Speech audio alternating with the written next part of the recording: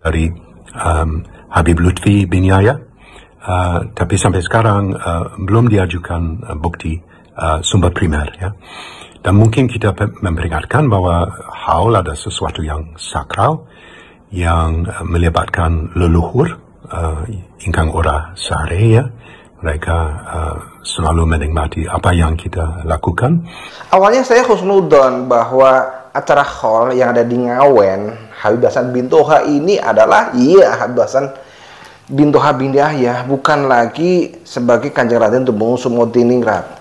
Bahkan di dalam live-nya, di dalam acara yang live itu tidak muncul nama Kanjeng Raden Tumenggung Sumodiningrat. Jadi saya berharap memang, ini dari pihak Habib Lutfi itu sudah ingin melakukan hal baik untuk memberikan kejujuran kepada masyarakat Nusantara, wabil khusus kepada Trah Mataram. Jadi Habib Hasan bin Toha bin Yahya itu ya sudah kholnya habaib, dan di sini tidak ada lagi kholnya Kanjeng Raden Tumenggung Sumodiningrat. Assalamualaikum warahmatullahi wabarakatuh. Selamat datang guys di channel Diam Saudara. Dan menurut Peter Carey, kalau khol Habib Hasan bin Toha bin Yahya ini ya sudah, silakanlah. Tidak usah menyebutkan Kanjeng Raden Tumenggung Sumodiningrat, termasuk ke Habib Usman bin Yahya, yang kalau menurut kita berdasarkan fakta sejarah, dia itu bukanlah pahlawan, tetapi dia itu adalah pengkhianat yang dibawa oleh Belanda, oleh Snokkorgronje, untuk dijadikan sebagai alat pemecah belah umat Islam di Nusantara. Habib Usman itu bukanlah pahlawan seperti yang selalu diagungkan oleh Habib Lutfi dan klan-klan Balawi, tapi dia adalah pengkhianat bangsa. Ya bukan londo ireng, karena dia memang hidungnya mancung. Dan Habib Usman ini dijadikan sebagai mufti Batavia, seolah dia itu adalah Dureh Rasul. Kalau itu boleh, silakan, walaupun dari Balawi, Habib Usman ini dijadikan sebagai pahlawan, monggo silahkan. Tetapi kalau Habib Hasan bin Toha bin Yahya ini dialiaskan sebagai Kanjeng Raden Tumenggung Sumodiningrat, ini adalah sebuah pelencengan dan pengaburan sejarah yang sangat menyakitkan Nusantara. Nggak boleh begitu. Tapi silakan kalau Habib Lutfi memang masih terus untuk mengklaim bahwa Kanjeng Raden Tumenggung Sumodiningrat ini adalah Habib Hasan bin Toha bin Yahya, silakan. Leluhur tidak akan pernah diam. Ya, leluhur tidak akan pernah diam. Dan saya yakin tahun 2024, ya, kita lihat saja, pasti kerajaan Pekalongan itu akan rungkat. Tidak hanya itu, ketika Pekalongan sudah rungkat, maka rumah besar dari kaum Balawi, Robito Alawiyah, itu pasti akan rungkat. Pasti akan rungkat. Iya, untuk para budak boyo melek kalian, buka mata hati, buka pikiran kalian, bahwa ketika kalian terus berada di dalam kelompok mereka, maka kalian pun akan ikut terungkat. Ya sadar, kalian harus sadar. Siapa yang akan menjaga negeri ini kalau bukan kita? Mari kita jaga negeri ini dari tangan-tangan orang jahat, dari para pencuri makam, dan dari para pencuri nasab.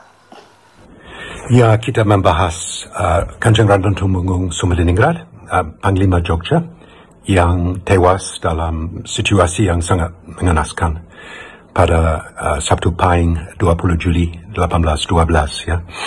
Dan kita tahu dari segudang sumber primer bahwa cara dia ditewaskan, cara dianiaya, satu war crime yang dilakukan Inggris Skotlandia di kediaman Sumelininggratan di selatan Alun-Alun Kidul, dan cara dia dimakamkan di pemakaman keluarga di jajaran 10 km tenggara dari Jogja pada 10 malam dari 20 Juni 1812, Sabtu Pahing, ya.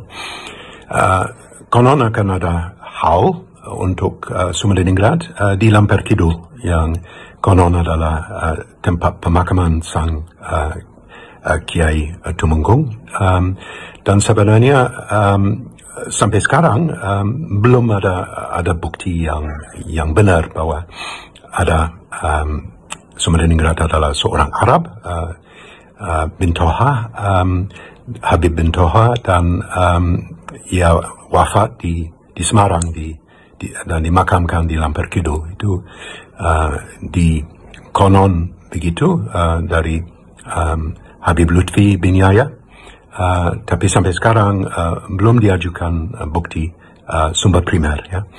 Dan mungkin kita memperingatkan bahwa haul ada sesuatu yang sakral yang melibatkan leluhur, ingkang ora sare, ya. Mereka selalu menikmati apa yang kita lakukan. Sang Habib punya keluarga yang cukup terpandang sekali, dan dengan sosok fenomenal dari Said Utsman bin Yahya yang menjadi mufti dari Batavia pada ujung abad 19 dan awal 20, ya. Dan dia dimakamkan pada awalnya di Karet di Tanah Abang, Senin Pon 21 Januari 1914, ya. Dan ini adalah tanggal yang sakral. Habib Said Utsman tidak dijawantakan dalam seorang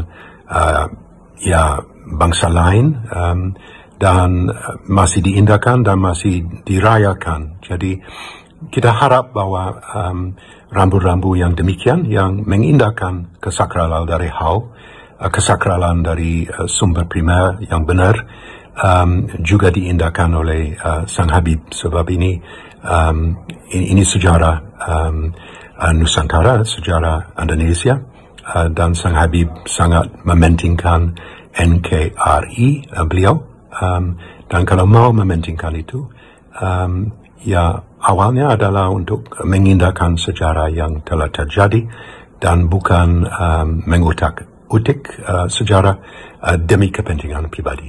Matur nuwun.